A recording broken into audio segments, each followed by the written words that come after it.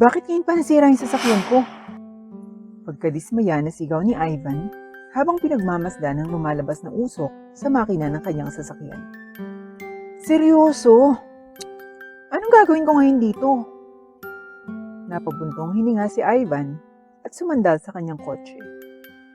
Nilibot niya ng paningin ng buong paligid.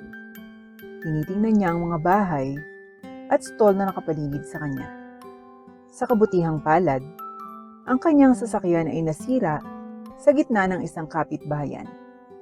Hindi niya alam ang gagawin kung masisira ang sasakyan niya sa gitna ng kawalan, kung saan walang tutulong sa kanya. Wala siyang dalang gamit gaya ng kanyang telepono at laptop sa kadahilan ng nagmamadali siyang pumasok sa trabaho kaninang umaga. Dahil dito, hindi niya matawagan ang kanyang sekretarya para tulungan siya. Umaasa lamang siya sa tulong ng mga tao sa kapitbahayan. Bagamat ayaw ni Ivan na makapag-usap sa mga tao, kailangan niya itong gawin, kaya nagsimulang magtungo si Ivan sa isang tindahan na napapaligiran ng maraming tao. Isa itong chess club. "Excuse me," sabi ni Ivan nang makuha niya ang atensyon ng mga tao. "Paano ka namin matutulungan, sir?" Tanong ng isa sa mga babaeng nakatayo doon sa matandang lalaki. "Sira yung sasakyan ko. May alam ba kayo dito na mag-aayos ng makina ng sasakyan? Willing ako magbayad," sabi ni Ivan habang nagtitingin na ng mga tao. "Wala ba?" Naiinip na sabi ni Ivan. "Pagpaumanhin niyo po, Ginoo. Ngunit halos hindi dumaan ang mga sasakyan sa kapitbahay na ito. Kaya hindi naisip ng mga tao dito na magkaroon ng mekaniko o ano pa." Tumango naman ang mga tao at sumang-ayon sa babae. "Nakikita ko. Meron bang... Ako! Alam ko kung paano ayusin ang mga makina ng kotse." Dinig na dinig ang boses ng isang binatang lalaki at gumalaw paligid ang lahat at binigyan ng paraan na makadaan ng isang maliit at gusgusing binata na tumayo sa harapan ni Ivan. "Hi sir, alam ko po kung paano ayusin yung mga makina ng iyong kotse. Gusto niyo po bang tumulong ako?" Tanong ng binatang lalaki habang mahigpit ang pagkakahawak sa isang toolbox.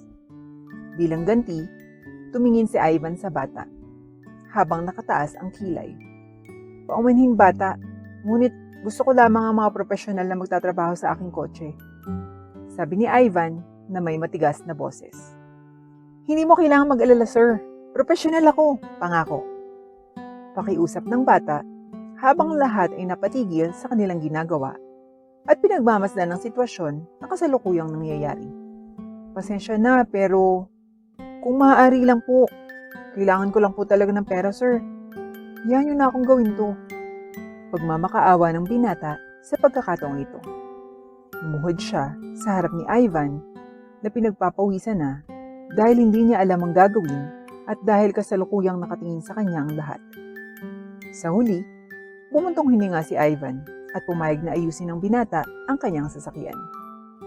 Tuwang-tuwa ang binata sa tagumpay habang sinusundan niya si Ivan sa kanyang sasakyan na sirang makina. "Anong magagawa mo? Anong problema sa kotse ko?" Tanong ni Ivan matapos huminto ang dalawa sa harap ng itim na sasakyan. "Sandali Ginoo, titingnan ko pa kung anong magagawa ko," sabi ng binatang lalaki bago niya binuksan ang kanyang toolbox at kumuha ng mga materyales. Si Ivan ay may pagkaduda na tingin sa binata. Bahagyang nag-aalala na baka sirain ng lalaki ang kanyang sasakyan, ngunit hinayaan na rin niya ang binata na ayusin ito. Tsaka wala naman siyang pagpipilian. Ang binata lang roon ang posibleng tumulong sa kanya base sa pahayag ng mga tao kanina tungkol sa katotohanang walang mekaniko sa lugar na yon. Napabuntong hininga si Ivan habang nakaluhod sa kanyang sasakyan habang nakatingin sa bata na nagtatrabaho sa kanyang mga makina. "Sabihin mo nga sa akin, anong pangalan mo at bakit mo sinabing kailangan mo ng pera?" Sandaling tumigil ang bata bago siya nagpatuloy at sumagot sa mga tanong ni Ivan. "Ivan ang pangalan ko, sir. at kailangan ko ng pera para sa pagkain. Inamin ni Ivan habang inaayos ang makina ng sasakyan ni Ivan. Bakit kailangan mo magtrabaho para sa pera at pagkain? Mukhang bata ka pa naman para dyan. Nasaan ba yung mga magulang mo? Hindi ba dapat binibigyan ka nila ng kailangan mo? Napatigil si Ivan sa kanyang ginagawa at tumingin sa ibaba habang napupuntong hininga. 16 na taong gulang na ako, Ginoo. Bagamat maaaring hindi ito obvious dahil sa aking maiksing tangkad. Pero 16 years old na talaga ako. Kailangan kong magtrabaho para sa sarili ko ngayon. Wala po ako mga magulang, sir. Namatay na po yung ina ko at hindi ko pa nakikilala ang aking ama. Nakatira po ako ngayon sa tito ko pero hindi niya po ako binibigyan ng pagkain at pera. Kaya pinaghihirapan ko po para makalikom ng pera. Naiintindihan ko naman, hindi niya ako anak at kailangan niyang alagaan ng totoong anak niya sa dati niyang asawa. Nakita ni Ivan ang naputol ng ngiti sa mukha ni Ivan. Nagsisi siya na tinanong niya iyon. Alam niyang maraming pinagdaraanan ang binatang nasa kanyang harapan. Si Ivan ay hindi karapat-dapat dito. 16 na taong gulang pa lang siya. Hindi pa siya kasali sa tinatawag na adult. Iniisip ni Ivan kung ano ang nangyari at ang binatang ito sa kanyang harap ay kailangang magdusa ng isang miserableng buhay. Hindi niya na napigilan ang kanyang sarili nang nagtanong siya. Nais mo bang makilala yung tunay mong ama? Nag-isip sandali si Ivan bago siyang umiti kay Ivan at sumagot. Naisip ko na ito noon pa at gusto kong makilala ang aking ama. Masayang sabi ni Ivan. Bago namatay yung nanay ko, lagi niyang sinasabi sa akin kung gaano kagwapo at mabait na lalaki ang tatay ko. Sinabi niya sa akin na mayaman din yung tatay ko. Pero dahil mayaman siya, hindi na sila magkasama. Sinabi sa akin ng nanay ko na kailangan niyang tumakas sa aking ama nung ako ay 2 taong gulang pa lamang. Dahil ayaw niyang makita ng iba na ang aking ama ay kasama niya. Sinabi sa akin ng aking ina na ang pagkakaiba sa pagitan niya at ng aking ama ay masyadong malaki. Ang aking ama ay isang mayaman, habang siya ay isang dalagang taga-bukid. Sinabi niya sa akin na ayaw niyang mapahiya ang aking ama, kaya naman siya ay lumisan. At dahil din sa pagkakaiba ng edad nila. Sinabi sa akin ng aking ina na ang aking ama ay mas matanda sa kanya. Sabi ni nanay, binibigyan daw silang dalawa ng mga tao ng kakaibang tingin at sinabi ng lahat na gold digger siya at pera lang ng tatay ko ang gusto niya. Pero alam kong hindi ito totoo. Alam kong mahal na mahal ng nanay ko si tatay. Lagi niyang pinapaalala sa akin na mahal ako ng tatay ko. Kaya gusto ko talaga makilala yung tunay kong ama. Sabi ni Ivan na may matingkad ng ngiti. Natunaw ang puso ni Ivan dito. Kasabay nito, naintriga siya sa isang bagay na sinabi ng bata. Yung part na sinabi ni Ivan na tumakas ang kanyang ina sa kanyang tunay na ama. Nakakaintriga ito kay Ivan dahil 18 taon gulang nang nakalipas, nagkaroon siya ng kasintahan at isang anak na lalaki. Ngunit 2 taon matapos manganak ang kanyang kasintahan, nawala ito at ang kanyang anak at hindi na sila bumalik. Hanggang ngayon ay iniisip pa niya kung nasaan na ang kanyang kasintahan at ang kanyang anak na mahal niya. Sir, malapit na po akong matapos, sabi ni Ivan. Kinuha ni Ivan ang wallet niya sa bulsa para kumuha ng pera bilang pangbayad sa bata. Sa wakas ay natapos na ni Ivan at natanggap niya ang pera mula kay Ivan. Binilang niya ito at laking gulat niya sa dami. Sir, medyo sobra na yata yung binigay mo sa akin. Ibabalik ko ito. Hindi na natapos ni Ivan ang kanyang pangungusap dahil pinutol siya ni Ivan. Hindi na kailangan. Itago mo ito para sa iyong sarili, Ivan. Kailangan mo ito. Bumili ka ng pagkain, damit, at iba pang bagay na gusto mo. Nararapat sa iyan, Ivan. Nakangiting sabi ni Ivan habang tinatapik ang ulo ng binata. Hindi rin gaanong katangkaran si Ivan, kaya naman naabot pa rin niya si Ivan. Ngumiti si Ivan ng maliwanag at patuloy na nagpasalamat kay Ivan. Maraming salamat, sir. Pagpalain ka nawa ng Diyos. Ngumiti si Ivan at naisip. Siya ay isang mabait na kaluluwa. May kinuha agad si Ivan sa sariling bulsa at habang papaalis na si Ivan para bumalik sa loob ng kanyang sasakyan, ay may nahulog sa wallet ni Ivan at nahulog ito sa harapan ni Ivan. Pinulot ito ni Ivan at nabura ang kulay sa kanyang mukha habang nakatingin sa bagay na hawak niya. Isa itong kwintas. Isang kwintas na pamilyar sa kanya. Ivan, sabihin mo nga sa akin, anong pangalan ng nanay mo? Biglang sinabi ni Ivan at tumingin muna si Ivan kay Ivan bago sumagot. Evangeline po. Sa sandaling iyon, nararamdaman ni Ivan ang kanyang sarili na para bang hihimatayin. Nakasandal si Ivan sa kanyang sasakyan habang mahigpit ang pagkakahawak sa kwintas. Kakaiba ang tingin ni Ivan sa matanda. Ivan, sabihin mo sa akin, ang totoong pangalan mo ba ay Elliot? Napalunok ng laway si Ivan sa paghihintay. Opo, paano niyo po nalaman yan? Bago ka po ba? Hindi alam ni Ivan kung matutuwa o may iyak. Sa ngayon, nakatayo sa harap niya ang kanyang pinakamamahal na anak. Ang kanyang anak na nawala kasama ng kanyang kasintahan, 16 na taon na ang nakalilipas. Hindi niya napigilan dahil agad siyang natumba at umiyak habang nagpapanik si Ivan. Sir! Ang anak ko!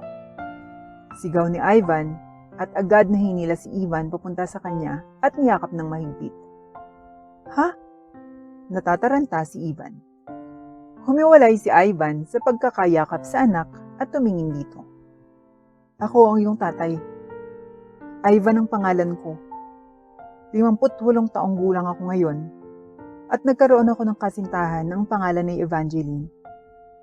25 taong gulang siya nung magsimula akong makipag-date sa kanya habang ako'y 42 taong gulang ng panahong yun. 28 taong gulang siya nang ipanganak ang aming anak na pinangalan ng Elliot. At siya ay 30 taong gulang nang tumakas kasama ang aming anak. Hindi na siya bumalik sa akin at hindi ko na nakita ang aking anak simula noon. Pero ngayon, nandito ka na. Sa wakas, napapaiyak si Ivan sa tuwa. Habang si Ivan ay nakatingin kay Ivan na walang ekspresyon ng mukha.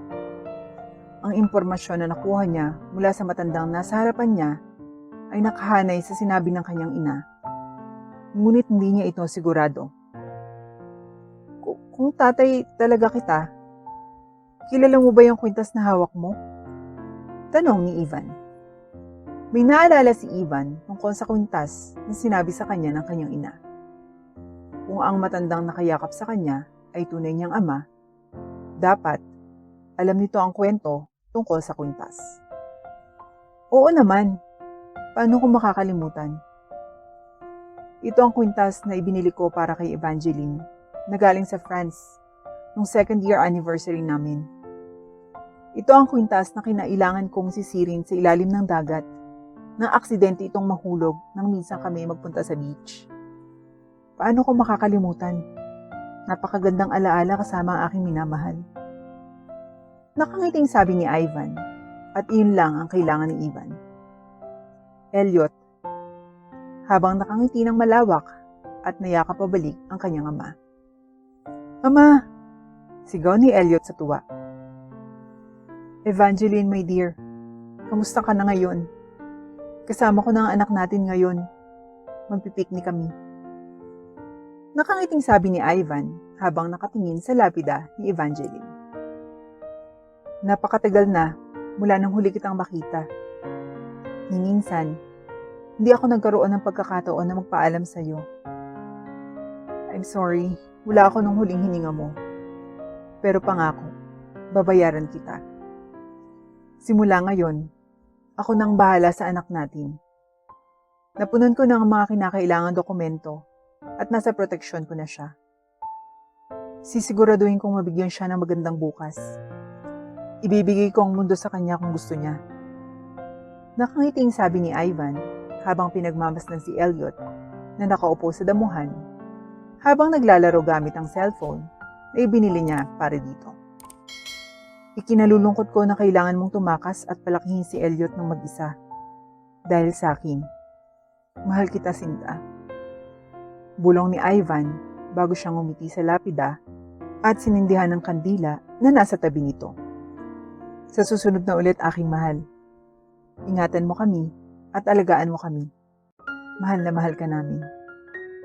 Ito ang huling sinabi ni Ivan bago siyang umiti sa huling pagkakataon at naglakad palayo sa lapida. Naglakad siya patungo sa kanyang anak na masayang naglalaro sa bago niyang cellphone. Hindi naman humiling si Elliot ng bagong cellphone, ngunit napagtanto ni Ivan na ang binatang katulad ni Elliot ay mahilig sa mga gadgets na ganito. Gusto niya din na maranasan ni Elliot ang paggamit ng mga devices bilang isang binata. Pa, may naisip ako habang naglalaro.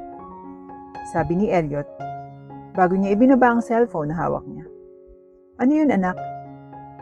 Tanong ni Ivan sa kanyang anak. Mahal ka talaga ni Mama. I mean, Elliot ang pangalan ko, pero pinilit niya ako tawaging Ivan. Ang sabi niya, nickname lang daw, pero actually, pangalan mo yun, maliban sa unang letra ng pangalan ko. Napangiti si Elliot sa naisip. Umupo si Ivan sa tabi ng kanyang anak. Anong gusto mong itawag ko sa iyo kung ganun? Maaari mo po akong tawagin sa anumang pangalan, Ama. Ngumiti si Ivan, nakasing liwanag ng araw. Siya ay isang lalaki na magiging isang kahangahangang tao at iyon ay sigurado. Sige kung ganon, mananatili na lang ako na tawagin ka bilang Ivan para mapanatili ang alaala ng iyong ina. Nakangiti ang dalawa habang pinagmamasdan ng kalikasan sa kanilang paligid.